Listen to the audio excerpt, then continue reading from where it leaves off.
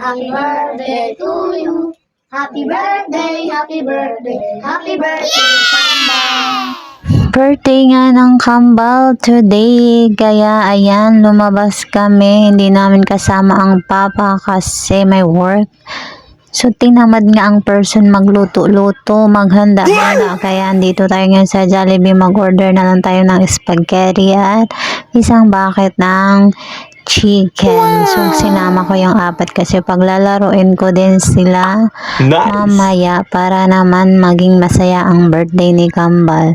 Hindi na kasi uso ngayon ang handa-handa. Bukod sa nakakapagod ay wala naman din kaming bisita. So ayan, lumabas na lang muna kami at gumala sa Walter Mart dito sa bayan ng Giginto, Bulacan. So ayan, nagsakay-sakay lang muna sila dyan kasi nga inaantay ko pa yung order ko sa Jollibee. Pakatagal kasi 30 to 40 minutes daw.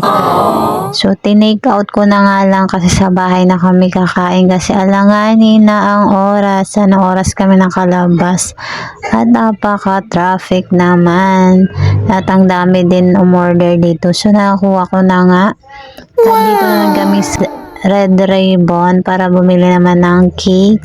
Ang plano ko sana is yung maliliit tapos dalawa, kaso medyo mahal. So, isa na lang na cake.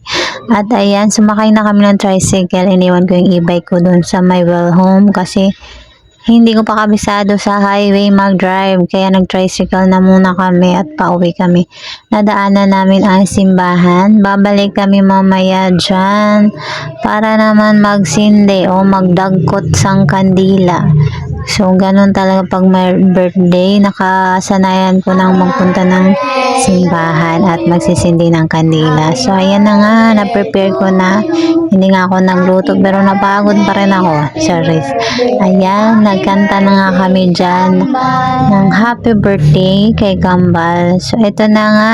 Hapon na ito at out na ang papa. Nakapunta na kami ng simbahan. Ayan, kumain nga muna ng street foods kasi meron naman dyang tusok-tusok doon. At ito lang muna for today's video. Thank you sa mga bumati kay Kambal.